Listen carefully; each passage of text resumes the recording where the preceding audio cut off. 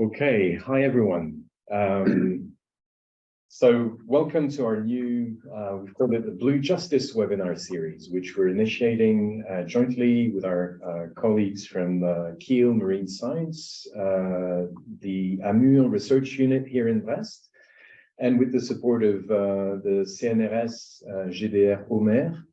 And where our ambition is over this year and the next at least to have multidisciplinary perspectives on these questions of equity, fairness, and justice surrounding the so-called blue economy development, the increasing use of the ocean's space and resources, and providing a forum for open discussions and contributions from scientific research and analysis of these questions. How can we inform the debates that are out there based on what we know from these different disciplines? And we're really happy to kick off that webinar series with our colleague and friend Dale Squires, who will be giving two talks, one today and one tomorrow at the same time. Dale has been around in the marine science space, working as an economist with NOAA for quite a while. In fisheries, is a very well-established senior economist who's published some landmark work in the understanding of how fisheries evolve, how they can be managed, and how to support policy, and with some very applied research implications for that. Dale was just telling me one of your workshops you did on bycatch issues led to some very practical outcomes in terms of collecting resource funds to support the establishment of policies to handle the bycatch. So fisheries is one area for that Dale's been working in, but also over the more recent times, the deep sea the use of deep sea resources. And I think this is what Dale's going to be focusing on today. So we're really happy to have you here with us. Thanks for making the trip, and I'll leave the floor to you. Our format will be, we've got roughly an hour with split about half in terms of presentation, and then we want some open discussion on this work. So thanks, Dale, and the floor is yours. Good. Thank you so much, and bonjour, everybody, and thank you so much for having me in this opportunity. This came out of practical experience. I've been working with Michael Lodge, the Secretary General of the International Seabed Authority, who used to work on tunas. He's an architect of an international treaty, which is how I know him from my tuna work. And so he gave me an email one day and said, Dale, come on down. I got a short project for you. I went down to Jamaica, and it's turned into 4 or 5 years of work.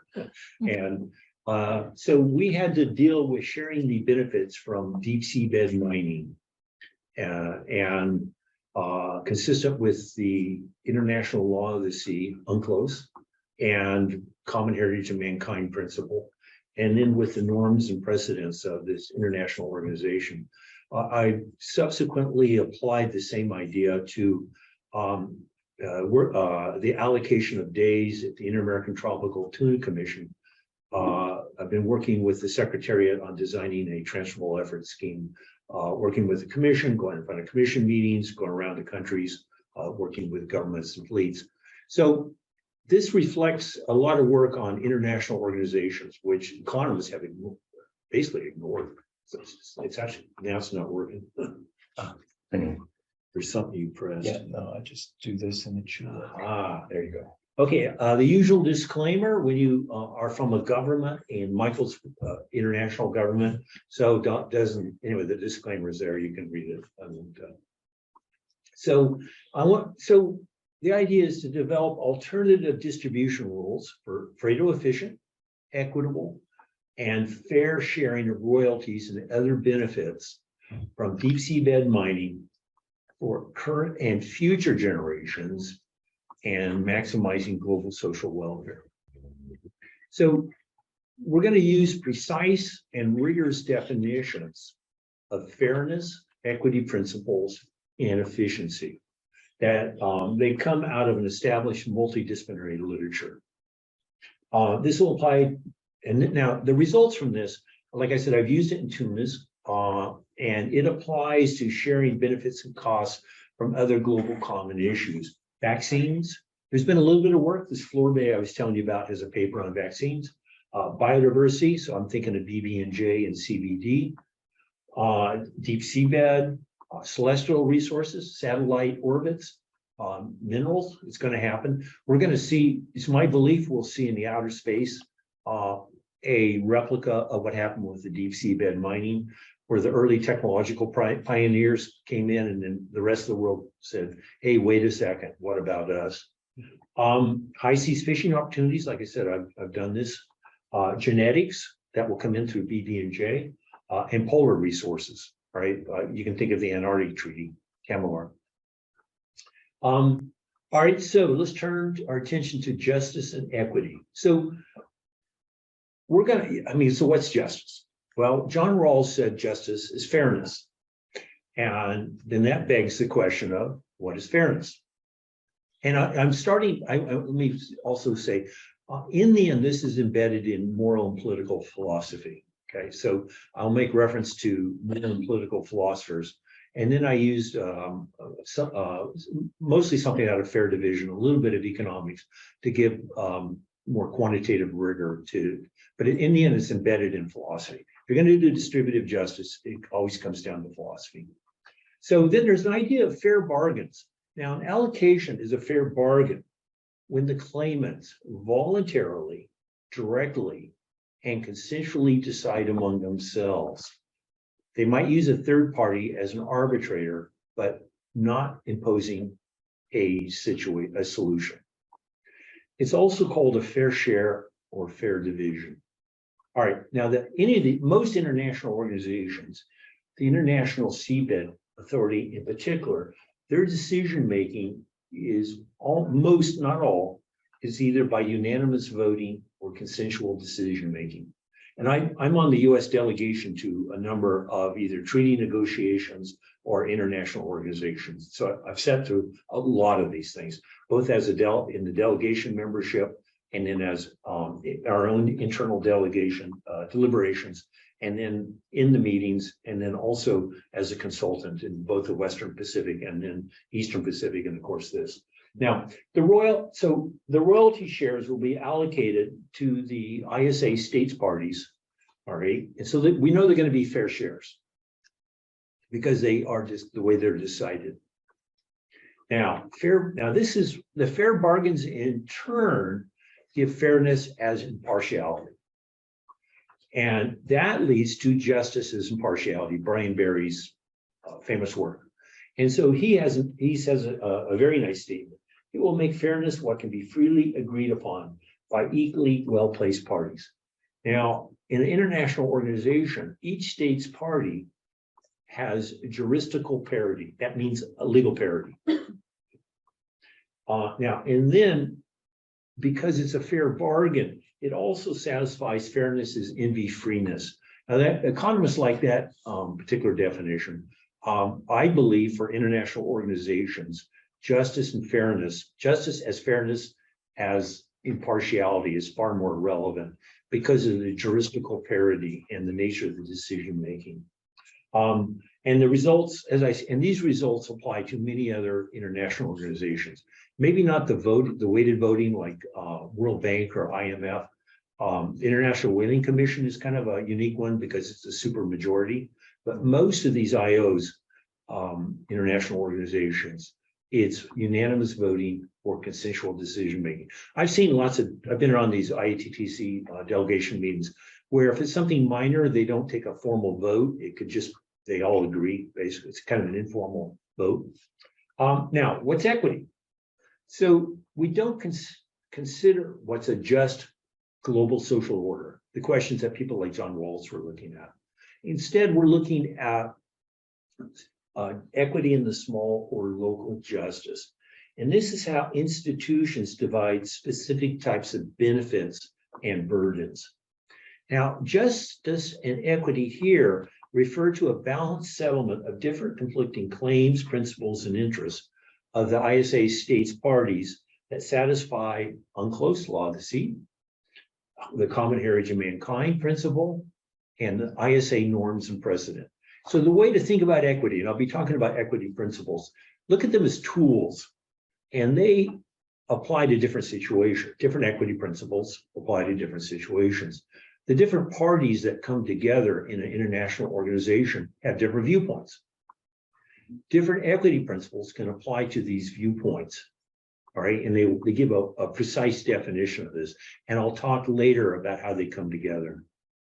And this, in the end, was our big challenge, was how to combine different ownership, different entitlement, and different power and decision-making. And I'll explain to this. So now there's the common heritage of mankind. That's a principle of ethics and international law. It's an essential element of UNCLOS. It exclusively applies to resources which lie beyond the boundaries of national jurisdiction. Now, in the case of the area, so the areas of the bottom of the seabed beyond 200 nautical miles, or 350 nautical miles if you applied for an extended seabed. So this is called the area.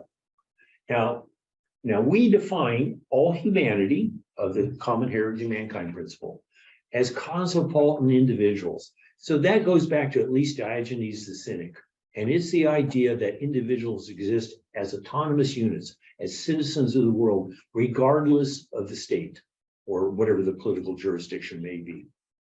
And now, so in some, UNCLOS in the common heritage of mankind established deep seabed minerals in the area as common property, remember it's owned collectively by all humanity, by current and future generations, and owned by cosmopolitan individuals, not states, cosmopolitan individuals, but it's managed by the states parties of the international organizations, in this case, International Seabed Authority. And that's where the conflict comes in, as I'll get to. Now, there's two rationales for sharing. One is the common ownership. Again, the area is commonly owned by the cosmopolitan internationals of the world. But states parties represent individuals in international organizations, and here the ISA. States have what the lawyers call legal personality, and not individuals. Individuals do under humanitarian law. All right. Other than that, individuals don't really count. It's the states parties. Remember, it's sovereign states. There's no international government. It's sovereign states. And we're going to just make the assumption that these cosmopolitan individuals are citizens of states, and that states will represent them. So the second rationale for sharing is progressivity. So we'll redistribute the royalties from higher income and wealthier states to lower income, less wealth, states with less wealth. And this includes benefits for future generations. And this is required by UNCLOS Articles 140 and 82. It requires equitable sharing to something like less developed countries. So here we are. We had to decide what's all humanity. All right, that's not defined anywhere. So you have current and future generations, and we defined it as cosmopolitan individuals. And then we had to define what equitable sharing is. UNCLOS doesn't tell you anything. Okay, so now the specific equity principles to apply depends upon the nature of the exogenous rights, the entitlements and claims that cosmopolitan individuals and states. For the cosmopolitan individuals, it comes from common property, all right?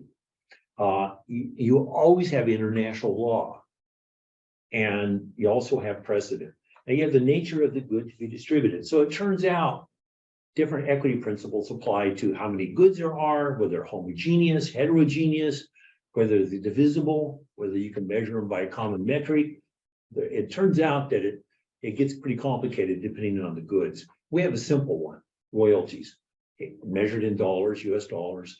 It's basically perfectly divisible, it's homogeneous, all right, there's cardinal measurement, and so forth. And then we have progressive and royalty distribution to cosmopolitan individuals of low-income countries by Articles 142 and Articles 80. So now we have to balance these cosmopolitan individuals with common ownership with states that have legal personality and standing and have the decision-making in international organizations. Here, the ISA. So now the individual states have juridical parity. So they're the same under law. There's impartiality in principle, and it's one state, one vote. Okay.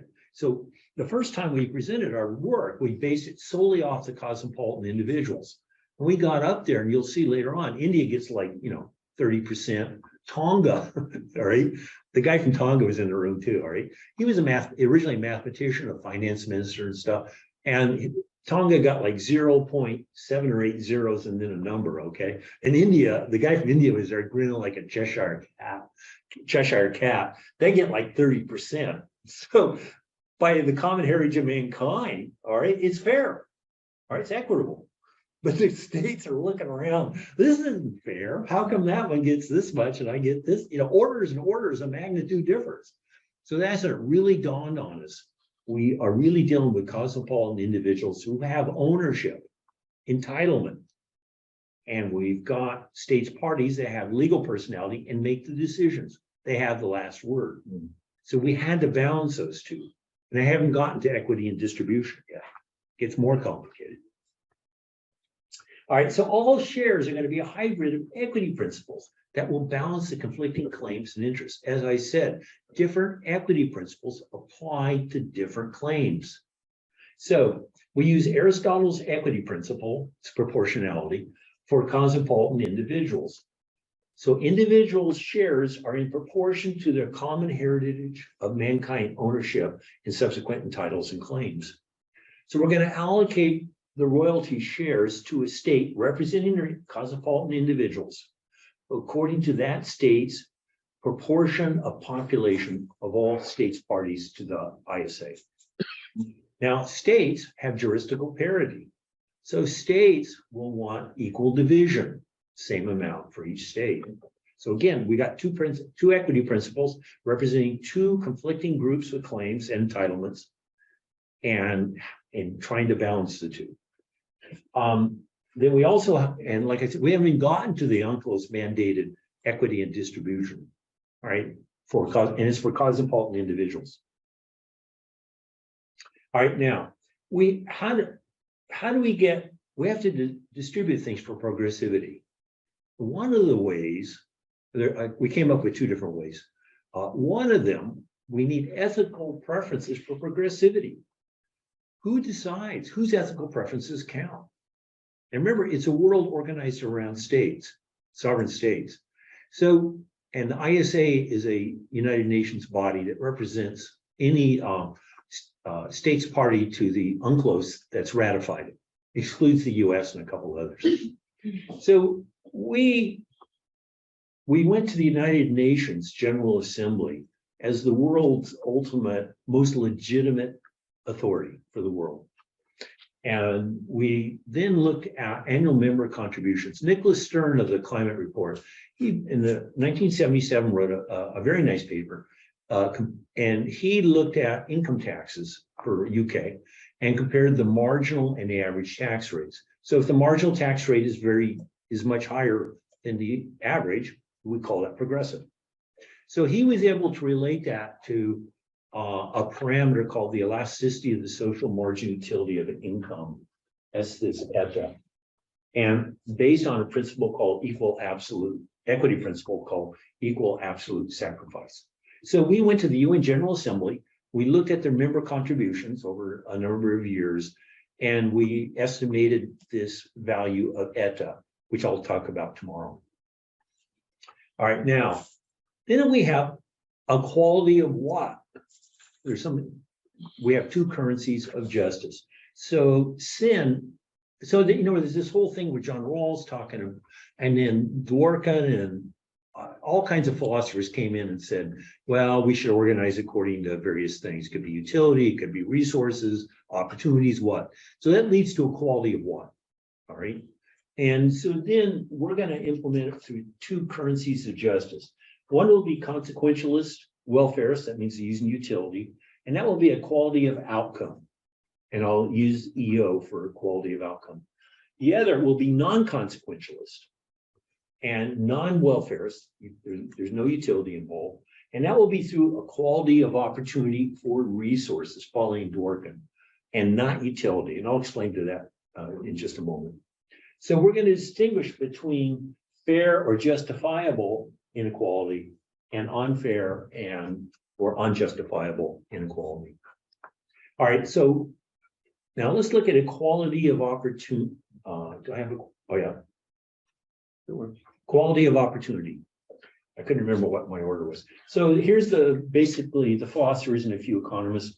This is the French guy I was telling you about, right? He's up in Paris now. Yeah.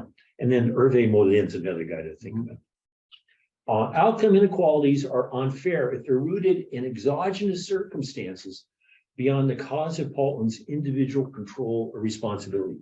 So what happened in this strain of philosophy is people said, well, you know, equality of outcome, it could be you have bad luck, all right, circumstances beyond your control, or it could be to your effort, something you have responsibility with.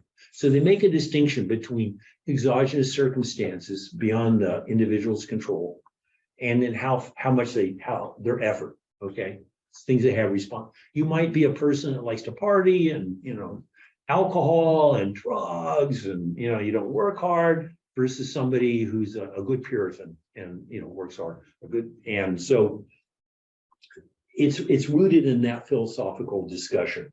So now the idea is that once opportunities to reach an outcome have been equally allocated, which particular opportunity the individual chooses lies outside the scope of justice. What that means is this: once we control for these exogenous circumstances that individuals do not have control over, what we're going to call birth state bad luck. Remember, we're having to deal with UNCLOS articles 82 and 140 for developing equity for developing states. So we're going to say, okay, depends what state you're born in. All right, you don't have any control over that. And also population share. So once we've controlled for that, all right, what I'll do is I'll account for the inequity by birth state bad luck. We won't include any inequalities due to so-called effort, which will be residual. And that gives another definition of fairness. But remember, the definition of fairness we're really relying on is impartiality. All right, now, in this literature of equality of opportunity, you get into this idea of ex ante compensation. That means you're compensating for these exogenous circumstances people are born into. And so we're going to say that we have this UNCLOS required equity and distribution. And then we're going to say, all right, for, you know, basically low income developing states, we're going to call that birth state bad luck, or these exogenous circumstances that you're born into. And then we're going to say that this, now on the face of it, this requirement by UNCLOS is an entitlement because it's written in the law. But if you think about it, it's really compensation of some manner, and desert. I'll come back to desert. So we fit it into this philosophical strand of literature and called it birth state bad luck or inequality of opportunity. All right. So we're interpreting articles 82 and 140 as birth state bad luck. All right. So how do we ex ante compensate in international organizations? There's no practicable way for higher income states parties to make lump sum transfers, or an economist calls it the Gould-Dalton transfer, or compensation from the gainers to losers, Calder-Hicks compensation. You see this written into international agreements when they're first coming together. You'll see various kinds of side payments, all right? But when you actually get into international organizations, it's very rare to see any kind of compensation.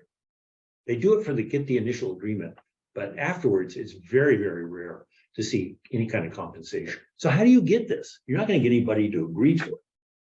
And we have to do this equity and distribution.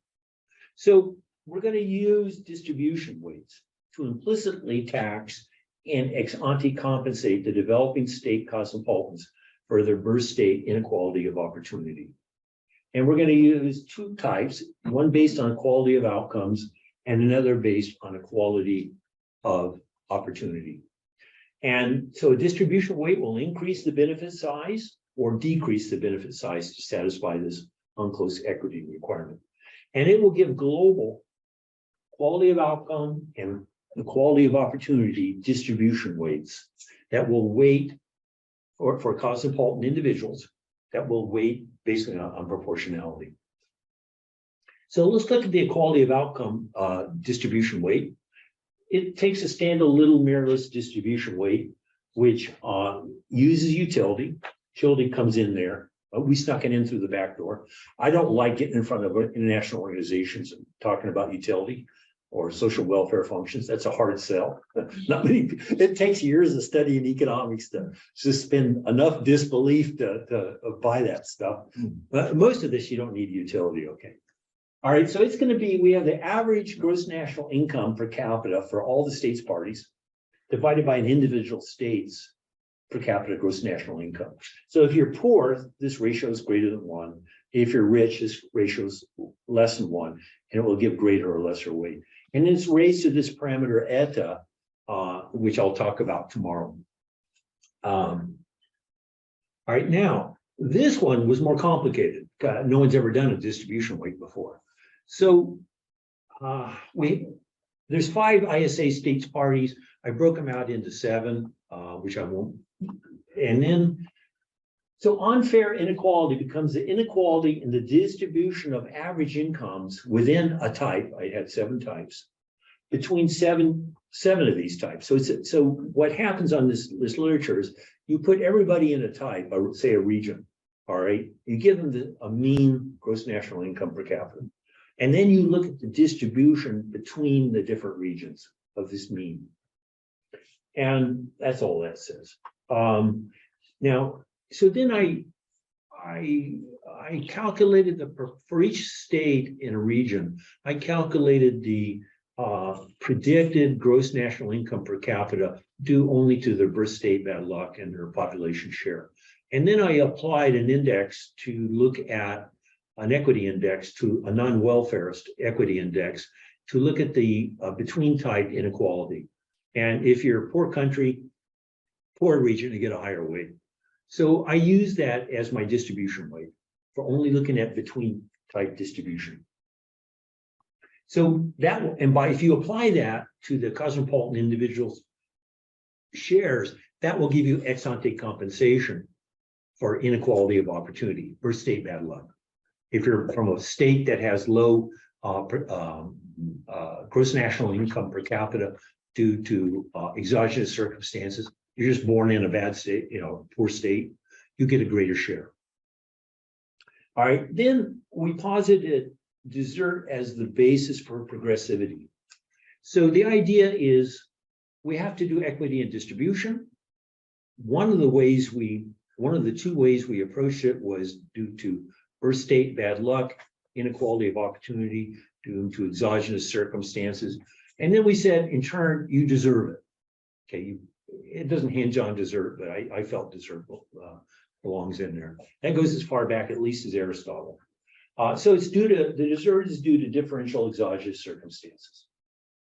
All right. So these are just summarizing the distribution weights for cosmopolitan, or the equity and distribution for the cosmopolitan individuals. We have unclose mandated priority and ex ante compensation for developing state cosmopolitan individuals. We're saying that's codified desert. It's built into law. It's not entitlement. We're saying it's codified desert. For differential exogenous circumstances for cosmopolitans without responsibility, choice, or effort. And then we say we're going to ex ante compensate using 2 different types of distribution weights. The standard one that you see in economics, and then this one that we propose using these distribution weights based on this equality of opportunity literature. Now, this is a deontologicalist approach because we directly are taking equity considerations and building it into the rule, the distribution rule, before we've even applied it. And rather than basing it solely on the outcome or consequentialism. And the reason we had to approach it this way is we have cosmopolitan individuals that own the resource, and we are required by UNCLOS to give equity and distribution. But when we finally look at the distribution, it's states parties that have the choice, that have the legal personality. So we're going to look at consequentialism for the final distribution for the states parties. And we're going to use a deontologicalist approach to bake into the rules, design the rules for the equity for the cosmopolitan individuals. All right. Remember, we're always balancing these two parties. That's what made it really complicated. That tune is a lot easier. All right. It's so much easier. You have no idea. All right. Now let's look at the allocation formula. So we have a share. This is the weighted proportionality. We have our index here. We have our population share for an individual state. Divide by all of them. You get a proportion of a share. Then we said, well, let's do a minimum and a maximum.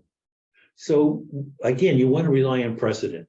So we went into the UN General Assembly and look at, we got a floor out of that. All right, I forget the percentage, a minimum amount. There's a maximum, but that was for the United States. The United States is not a states party to the ISA. So we went to the ISA maximum distribution, which is Japan, 16 some odd %.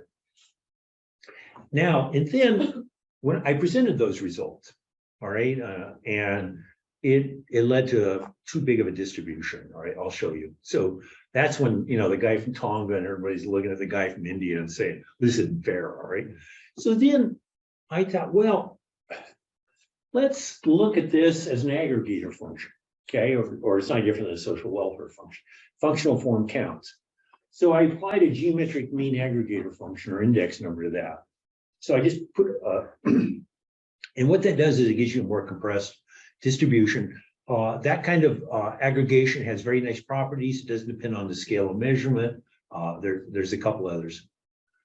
Then there's equal division, just 1 divided by 167 for each state. Now the global equality of opportunity formula, I applied to the same kind of rules, but that's where I use that different kind of distribution weight due to inequality of opportunity between states parties. All right, now economic efficiency. So all shares are inherently Pareto efficient. Now this was the easy one, right?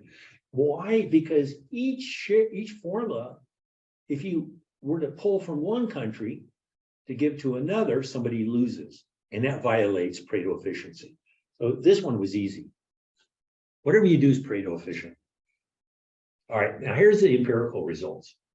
So now remember, here's the deal. We have cosmopolitan individuals, current and future generations, I'll come to future generations, that have, because of the common heritage of mankind, have common property ownership over the minerals and the royalties. UNCLOS requires equity and distribution, which we're handling by 2 types of distribution weights. That gives weighted proportionality. But states, under international law, have juridical parity, legal standing, all right, legal personality. So for them, the way we dealt with the cosmopolitan individuals was how we designed the rules, deontologicalism. But now we're into consequentialism. I'm up in front of these countries and I'm showing them the results. And we have to get some kind of equity among these countries. Okay, so I applied various kinds of equity metrics, some welfarist, some not welfarist. So these aren't all the rules I looked at, but here's the geometric mean weighted proportionality, equal division, geometric mean for the equality of opportunity, weighted proportionality, floor and ceiling, and the equality of opportunity distribution. So you can see you get a really skewed distribution. Most of them are bunched up around here. But out here are a couple of outliers. That one right there is India under the consequentialist approach. And so They loved it. And Tonga, which is down here, said, that's not fair. So that's why we came up with those different formula. And then now we're evaluating them to see the equity and distribution among states parties. So then over here, we have a standard Lorentz curve. And so this is the cumulative number of states or cumulative royalties. And this diagonal line is perfect equity. So how close you are to that line gives you the greatest equity to the states on consequentialism. And the two geometric mean formula for either equality of opportunity or equality of opportunity weights, they give you the same results. Because you can see they cross over here. And if they cross, it means you can't distinguish. And then all the others were less equitable. And of course, that's perfect division among states. Remember, we're looking at the distribution among states now. So that means either one of these two formula for the weighted proportionality using either distribution weight gave us our most equitable result for states. There's no way you could sell perfect division because of the cosmopolitan individual ownership. Now, so what we did is we developed all these rules, and then we just presented them to the ISA. Nothing's been chosen yet. It takes forever an international organization to do anything. All right, then we have to, how are we going to deal with intergenerational equity? Well, either by current generations leaving an equitable share of the minerals in place for future use, or you can take those royalties and you can save and invest them, all right, for future generations' consumption by reducing current consumption. And so there'll be a trade-off between current and future consumption. And do I have it here? Yeah, so the royalties will fund, basically we're talking about global public goods at this stage. So the royalties will either fund direct provision of global public goods, capacity building, scientific research, or they can go into a resource fund, like Norway has. Somebody came up with Seabed Sustainability Fund. So you can either directly provide public goods, or you can finance future distributions for future generations. Also, is the social discount rate. We gave a contract to Ben Groom at Exeter, who is a social discount rate guy, and he came up with something. All right, so I'm almost done, thankfully. All right, so we came up with fair, equitable, and Pareto-efficient intra and intergenerational benefit sharing. Now I tell you, tune is so much easier because you don't have the conflicts between the cosmopolitan individuals and states. You're just giving it out to states. All right, so we have justice as fairness, as impartiality. All distribution rules are fair and give justice as impartiality. They're also going to be free, but again, I think impartiality is a much stronger and more suitable definition of justice and fairness for IOs. Using those welfare weights based on quality of opportunity and the whole concept of ex ante contribution for first state bad luck is another notion of fairness. But it's, again, we're really relying on Brian Barry's justice and impartiality. Now, then we have equity principles. All formula use equity principles to ex ante balance, that is, in those rules, conflicting rights, entitlements, claims, principles, and interests of cosmopolitan individuals due to the common heritage of mankind ownership. So that's Aristotle's proportionality principle. Then we have cosmopolitan individuals, unclosed mandated equity and distribution. So that's where we use those welfare weights. So we have equity principles of priority, weighted proportionality, equal absolute sacrifice if we use the elasticity of social marginality of income, equality of opportunity, quality of outcome, quality of opportunity, and desert. Those are the equity principles that apply. For the individual states parties that have international organizational legal personality and standing and juristical parity and impartiality, then you're into equal division, equality of outcome, and consequentialism. So we get deontologicalism through the distribution rules formula, and we get consequentialist ex post equity for the benefit of the distribution to the states. So in sum, all sharing rules are fair, equitable, and Pareto efficient. Sharing rules can be, but can be welfarist or non-welfarist, depending on the kind of weight we use. Other than that, welfarist distribution weight, welfare economics really doesn't play into this, all right? Justice is fairness and impartiality, also envy freeness. The resulting local distributive justice is a hybrid of international and global justice. International justice is what the philosophers and international relations people call justice when you're looking at only states parties or states. And then global justice is what they call justice when you're only looking at cosmopolitans. Sin called this plural grounding, and then a philosopher at Harvard, he's a German guy, called it pluralistic internationalism. Then there's two currencies of justice: the international equality of opportunity for states parties, the consequentialism, and the global equality of opportunity or equality of outcome for cosmopolitan individuals in the sharing rules, the deontlogicalism, and that gave the same result. And then we have a blending of deontologicalism and consequentialism. And Sin in his book, Justice is Fairness, has a really interesting discussion. He talks about the discussion of justice in Sanskrit. And there's Niti, which is the global justice, and Nyaya, however you say it, is more than consequentialist distributive justice. It also looks at the process. All right. So he's really saying that justice is a combination, distributive justice, all right, as Nyaya, is a combination of deontologicalism and consequentialism, which is what I think is the right way to go myself, just based on experience. That's it. All right, you guys had enough? Thanks It's a lot. complicated. I've spent 5 years thinking this thing through, okay? So I got this email. Michael said, come on, Dale, take you a weekend. I got some interns, all right? You know, famous last words, 5 years, I'm still thinking this stuff through. It's really, really complicated. But very interesting. Thanks a lot, Dale. Oh, yeah. So do we have